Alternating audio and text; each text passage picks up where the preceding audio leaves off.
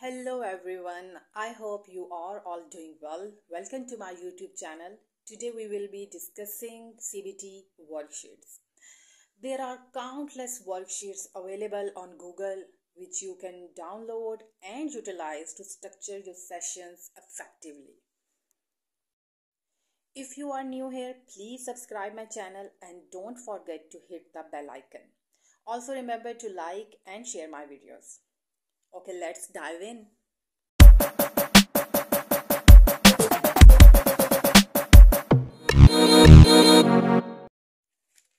जी तो ये मैं देखें मेरे पास काफ़ी वर्कशीट जो हैं इस वक्त मौजूद हैं जो कि मैंने जिनका प्रिंट निकलवाया, ये भी गूगल पे सब अवेलेबल हैं। अच्छा, फर्स्ट जो है वो ये एक्टिविटी चार्ट है जो कि मेरे ख्याल में हर साइकोलॉजिस्ट के पास सेशन के दौरान ये चीज़ होनी चाहिए। इसमें ये है कि अगर कोई भी क्लाइंट है उसका अगर पूरा दिन जो है वो उसको नहीं पता कि क्या एक्टिविटीज़ करनी है। ज़्यादातर क्लाइंट्स जो हैं वो रिपोर्ट करते हैं कि हमारा जो पूरा दिन है हम कुछ भी नहीं करते, कुछ करने को दिल ही नहीं करता। तो आपने उनका ये जो दिन होता है पूरा, ये देखें जिस तरह से ऊपर डेज मेंशन है, आपने ऑर्गेनाइज करना है कि आप टाइम के अकॉर्डिंग कि आपने इस टाइम पर ये चीज़ करनी है। तो इस तरह से क्या होता है कि उन्हें एक डायरेक्शन मिल जाती है कि उन्होंने पूरे दिन में क्या एक्टिविटीज़ जो है वो करनी है। और फिर जब नेक्स्ट सेशन में आप उन्हें बुलाएं तो ज़रूर कहें कि इसको फिल करके साथ लेके आना है। अच्छा जी, ये एक और वर्कशीट है जो कि बहुत ही अच्छी और इफ़ेक्टिव है, स्पेशली आप अगर डिप्रेशन के क्लाइंट्स हैं या ऐसे लोग जो कहते हैं कि हमें सोचें बहुत परेशान करती हैं। तो आपने ज़रूर उन्हें कहना है कि आपने देखना है जी कि अपना मूड सबसे पहले कि क्या मूड था, उसके बाद आपकी जो भी सोच या थॉट आपको आई वो आपने यहाँ पर लिखनी है।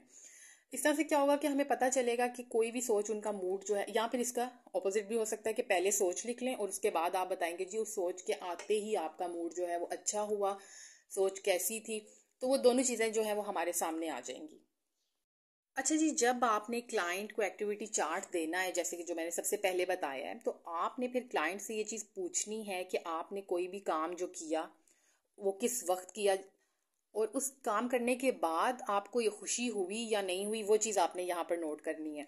या काम से पहले आपका मूड अच्छा था या ख़राब था, और काम के करने के बाद जो मूड था वो कैसा था। तो ये चीज़ें जो है वो जो है क्लाइंट जो है वो लिखेगा। तो इस तरह से क्या होगा कि जब आपको नेक्स्ट सेशन में एक तरह का प्रॉपर पता चल जाएगा कि कौन सी एक्टिविटीज़ जो है वो क्लाइंट का मूड अच्छा कर रही हैं और कौन सी एक्टिविटीज़ हैं वो क्लाइंट जो है वो नहीं करना चाह रहा।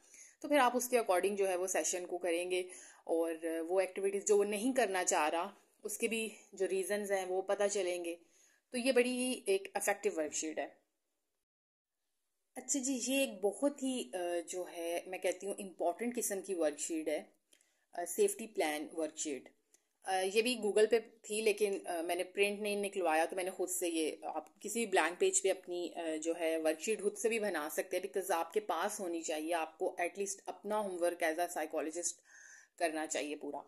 ठीक, तो अच्छा ये ये ऐसे क्लाइंट्स जो कि डिप्रेशन के हों या क्लाइंट्स जो कि दूसरों को नुकसान पहुंचा रहे हों या अपनी ज़ात को नुकसान पहुंचा रहे हों, उनके लिए ये जो वर्कशीट है ये बड़ी इंपॉर्टेंट है। आपने क्लाइंट को ये चीज़ समझानी है, ये उर्दू में आप करके क्लाइंट को दें अगर पढ़ा लिखा नहीं है तो। ऑफ कोर्स जब आप पहले हिस्ट्री लेंगे तो आपको पता चल जाएगा, लेकिन ज़्यादा अच्छा है कि आप इसको उर्दू में ही ट्रांसलेट करके क्लाइंट को दें कि कौन सी ऐसी चीज़ें जो कि ट्रिगर करती हैं आपकी मूड को या आपके जो डिप्रेशन है या जो भी आपका डिसऑर्डर है उसको। उसके अकॉर्डिंग पेरेंट्स क्या करते हैं जब आप इस तरह की सिचुएशन में जाते हो, आपका मूड चेंज हो जाता है। अच्छा, बहुत से पेरेंट्स जो हैं उन्हें अवेयरनेस नहीं होती और वो सपोर्टिव नहीं होते इतने। तो क्या होता है कि हमारी सोसाइटी में बहुत कॉमन है कि पेरेंट्स उल्टा डांटने लग जाते हैं। इस तरह से क्या होता है कि बात बजाय के ठीक होने के और बिगड़ना शुरू हो जाती है। तो ये चीज़ भी है कि आपने फैमिली थेरेपी में पेरेंट्स को बताना है और उनको अवेयरनेस होनी चाहिए इस चीज़ की, ताकि वो उस टाइम पर जिस तरह बिहेव करें, तो ताकि क्लाइंट जो है उसका मूड या वो जो सिचुएशन है उससे वो जल्दी बाहर आ सके।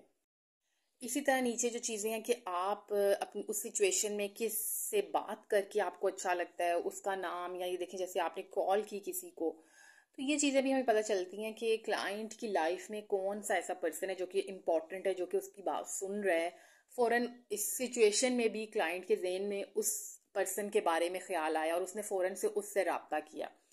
तो ऐसे लोगों को भी को आइडेंटिफाई करना जो है वो भी बड़ा इंपॉर्टेंट होता है एक साइकोलॉजिस्ट के लिए। अच्छा, इसमें एक पॉइंट बहुत इंपॉर्टेंट है कि steps to make the environment safe. अच्छा, एक पर्सन अगर खुद को हर्ट कर रहा है या दूसरों को नुकसान पहुंचा रहा है तो एटलीस्ट जो घर वाले हैं उनको उसका जो इर्द गिर्द का इन्वायरमेंट है उसको बहुत ही हद तक जो सेफ है वो बनाना चाहिए।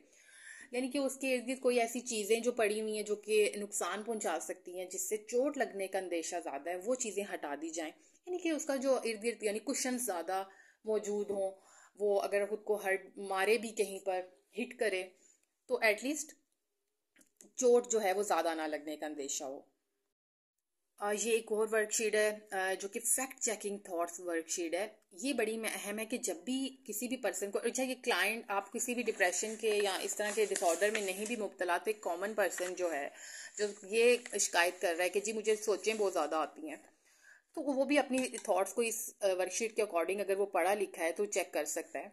इसमें यह कि आपको क्या सोच आ रही है और आपने देखना है कि उस थॉट का फैक्ट और उसका ओपिनियन कि किस हद तक वो सोच जो है उसके बारे में वो पर्सन खुद सोच रहा है और किस हद तक वो बात दुरुस्त है। ठीक है, ये चीज़ें जब आप खुद अपनी थॉट को जज करना स्टार्ट करेंगे ना, तो इससे क्या होता है कि बड़ा आसान हो जाता है ये समझना और अपनी थॉट को पॉजिटिव करना बड़ा अहम है और ये बड़ा आसान हो जाता है इस अकॉर्डिंग टू ना दिस वर्कशीट। तो आप ये वर्कशीट ज़रूर जो है अपने सेशन में रखें और क्लाइंट पर अप्लाई करें। सेशन के दौरान आप वर्कशीट्स का यूज़ करें और जो है जो इनकॉर्पोरेट करें these worksheets into your sessions and assign them as a homework for your client to complete on their own. इस तरह से क्या होता है कि क्लाइंट को एक एक्टिविटी मिल जाती है घर के लिए कि जी मैंने ये एक्टिविटी करनी है घर जाके। तो इस तरह से वो भी खुद को थोड़ा सा मसरूफ सा महसूस करेगा कि भाई मुझे अभी करने को बहुत काम है। वो घर वालों को ये कहेगा नहीं भाई मुझे काम मिला हुआ है। तो इस तरह से उसकी भी ना थोड़ी सी रूटीन जो है वो एक तरह की बिजी हो जाएगी। जैसे कि मैंने पहले बताया है कि थाउजेंड्स ऑफ वर्कशीट्स जो हैं वो गूगल पे अवेलेबल हैं। तो अगर मैं सबके बारे में बात करने लग जाऊँ तो ये बहुत ही वीडियो जो है लंबी है। ये सिर्फ थोड़ा सा बताना था मुझे कि इस तरह की वर्कशीट्स होती हैं। एक स्टूडेंट ने मुझसे ये कमेंट में ही कहा था कि वर्कशीट्स के से रिलेटेड भी कोई वीडियो बनाएं। तो दैट्स वाई जो है ये वाली जो वीडियो है मैंने बनाई वर्कशीट से रिलेटेड, जिसमें मैंने कुछ सिर्फ वर्कशीट्स के बारे में बात की है। आप गूगल पे जाएं और वर्कशीट्स को लें, जो जो अच्छी लगती है आप अपने सेशंस में यूज़ करें। और इस तरह से क्या होगा कि आपके सेशन को एक डायरेक्शन मिलेगी और जो है सेशन वो बहुत अच्छा होगा और क्लाइंट समझेगा कि वाकई में ये एक इफेक्टिव सेशन रहा है मेरे लिए। So I hope this video is informative for you. If so please consider sharing, commenting and liking it. Inshallah, I will return with another amazing and informative video. Until then, take care.